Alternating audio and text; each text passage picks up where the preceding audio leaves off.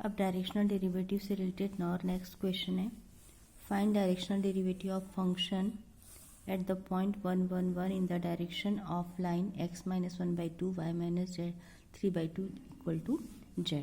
ठीक है, तो हमारे पास हमको वेक्टर का ये वाला लाइन का इक्वेशन मालूम है, x minus x1/l minus y1/m z minus z1/n, और वेक्टर a अपन फाइंड करते हैं li plus m j plus n k से।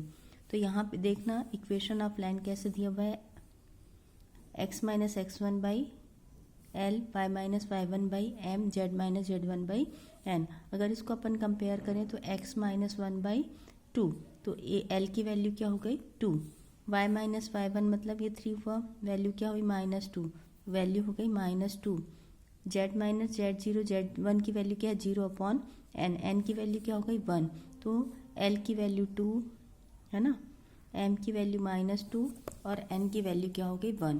तो वेक्टर a अपन का डिफाइंड हो गया, वेक्टर a का फॉर्म हुआ 2i minus 2j plus k। ठीक है,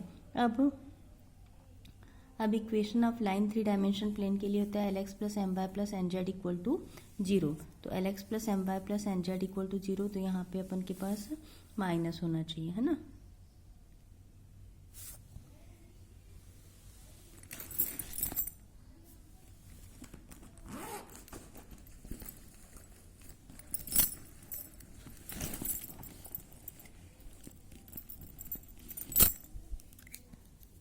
यहाँ जो वैल्यू होगी lx plus m y minus, तो ये वैल्यू क्या होगी माइनस होगी, -2 है।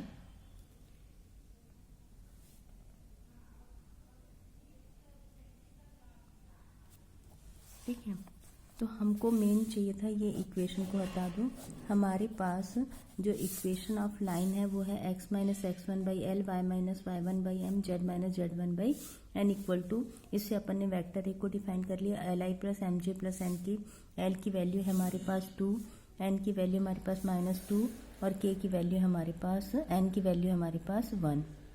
ठीक है, ये इक्वेशन हो गया, वेक्टर ए का यूनिट नॉर्मल वेक्टर निकाल लिए। अब हमको क्या फाइंड करना है, पहले फिर से क्वेश्चन पढ़ लेते हैं। Find directional derivative of function of f eight the point p 1 1 1 in the direction of the line. Direction of the line से वेक्टर a की वैल्यू मिल गई, डायरेक्शन के लिए उसका यूनिट वेक्टर निकाल लिया। अब जो फंक्शन है उसका क्या फाइंड करेंगे, ग्रेडियंट ऑफ फाई फाइंड करेंगे, किस पॉइंट पे निकालेंगे 1 1 1 पॉइंट पे। तो यहाँ पे हमने क्या लिखा, ग्रेडियंट ऑफ फाई फाइंड किया किस पॉइंट पे 1 1 1 पे, तो i del phi by del x plus j del phi by del y plus k del phi by del z. तो यहाँ पे अपन ने फंक्शन फाई को क्या किया, डिफ्रेंशिएट किया एक्स के रिस्पेक्ट पे, तो वैल्यू जो आएगी उसको यहाँ पुट करेंगे। फंक्शन एफ फाई को डिफ्रेंशिएट करेंगे वाई के रिस्पेक्ट में, जो वैल्यू आएगी उसको यहाँ पुट करेंगे। फंक्शन पाई को डिफ्रेंशिएट करेंगे जेड के रिस्पेक्ट में, जो वैल्यू आएगी उस पर x equal to 1 y equal to 1 z equal to 1 put करेंगे, तो हमारे पास वैल्यू आ जाएगी 12.5 आई माइनस 5j। ये हो गया ग्रेडियंट ऑफ फाई की वैल्यू, ये हो गया हमारे पास डायरेक्शन की वैल्यू। तो डायरेक्शनल डेरिवेटिव का फॉर्मूला क्या होता है, डेल फाई डॉट या gradient of phi dot unit vector a, इसकी वैल्यू आ जाएगी 35/3। तो इस क्वेश्चन में हमको केवल क्या निकालना था, सबसे पहले कौन सा किस वेक्टर के डायरेक्शन पे जा रहा है वो देखना था। तो इस लाइन के इक्वेशन से एम एन एल को डिफाइन करना था, तो वेक्टर की वैल्यू मिल जाती, इसका यूनिट नॉर्मल वेक्टर निकाले तो उसका डायरेक्शन मिल गया।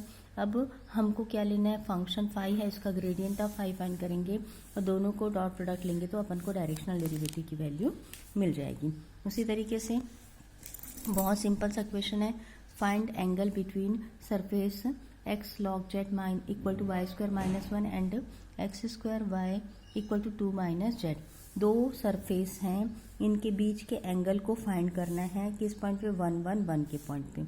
दो सरफेस हैं तो हमारे पास एंगल के लिए cos थीटा का फॉर्मूला था, cos theta equal to vector a dot vector b upon mod of a dot mod of b. तो यहाँ से अपन इसका वेक्टर ए निकालेंगे, यहाँ से इसका वेक्टर बी निकालेंगे और उन दोनों की मैग्नीट्यूड फाइंड करेंगे।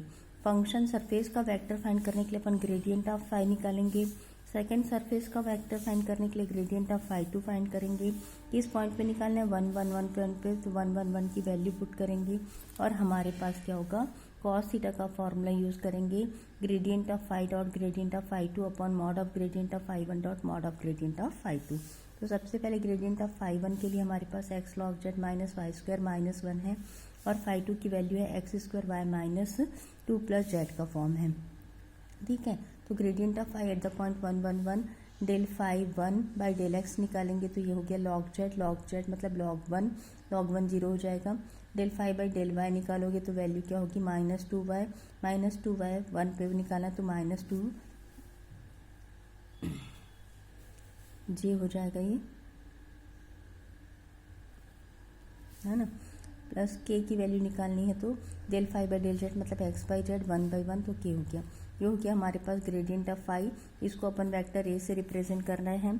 अब अपन को निकालना है gradient of phi two at the point 1 1 1। तो ग्रेडियंट ऑफ फाई के लिए del phi by del x मिलेगा 2xy और x और y दोनों की वैल्यू 1 है तो ये हो गया 2i।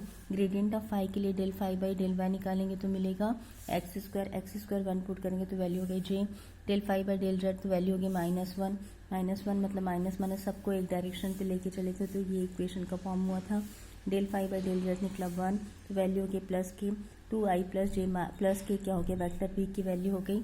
अब कॉस थीटा के फॉर्मूले पे vector a dot vector b upon mod of a dot mod of b पे वैल्यू पुट करेंगे तो हमको आंसर मिल जाएगा एंगल बिटवीन टू सरफेस। इसी पे एक लास्ट क्वेश्चन अपन कर लेते हैं। Find the values of a and b such that the surface a x square minus B y z equal to a plus 2x and 4x square y plus z cube equal to 4 cut orthogonally at the point 1 -1 2। दो surface है, दोनों एक दूसरे को perpendicular cut करेंगे मतलब दोनों का डॉट प्रोडक्ट क्या होना चाहिए 0 होना चाहिए। फिर से ये पॉइंट क्या होंगे दोनों सरफेस को सेटिस्फाई करेंगे मतलब यहाँ पे भी अगर x equal to 1 y equal to -1 z equal to 2 put करेंगे तो ये इक्वेशन सेटिस्फाई होगा। इस इक्वेशन पे भी x equal to 1 y equal to -1 z equal to 2 put करेंगे तो सेटिस्फाई हो रहा है। x equal to 1 y equal to मतलब -4 प्लस 8 करने से 4 है ना। तो ये जो दो सरफेस हैं दोनों एक दूसरे को ऑर्थोगोनली मतलब परपेंडिकुलर कट करेंगे। उसके लिए दोनों सरफेस का अपन को ग्रेडियंट फाइंड नॉर्मल फाइंड करना पड़ेगा। नॉर्मल क्या होता है सरफेस का ग्रेडियंट ऑफ फाई होता है। दोनों का परपेंडिकुलर मतलब डॉट प्रोडक्ट निकालेंगे तो वैल्यू क्या होती है 0 होती है। इसलिए क्या करते हैं सबसे पहले जब भी कांस्टेंट की वैल्यू फाइंड करनी होती है जो सरफेस है उसका नॉर्मल फाइंड करते हैं। दो सरफेस है तो सरफेस फर्स्ट को ले लिए a x square minus B y z minus a plus 2x equal to 0 है ना। सेकेंड सरफेस का ठीक है तो ये क्या होगा इस सरफेस के लिए भी ये 1 -1 2 पॉइंट वाली कंडीशन सेटिस्फाई होगी मतलब x की वैल्यू 1 पुट करेंगे y की वैल्यू -1 z की वैल्यू 2 तो ये इक्वेशन सेटिस्फाई होगा। तो यहाँ से अपन को मिला a plus 2b minus a minus 2 equal to 0। तो इस इक्वेशन से डायरेक्ट ही अपन को b की वैल्यू मिल गई। ठीक है, अब इस इक्वेशन से b की वैल्यू मिल गई। अब इस इक्वेशन से अपन ने क्या फाइंड किया ग्रेडियंट ऑफ फाई क्योंकि इस सरफेस का क्या फाइंड करना है अपन को नॉर्मल फाइंड करना है। किस पॉइंट पे फाइंड करना है 1 -1 और 2 पे। तो ग्रेडियंट ऑफ फाई के लिए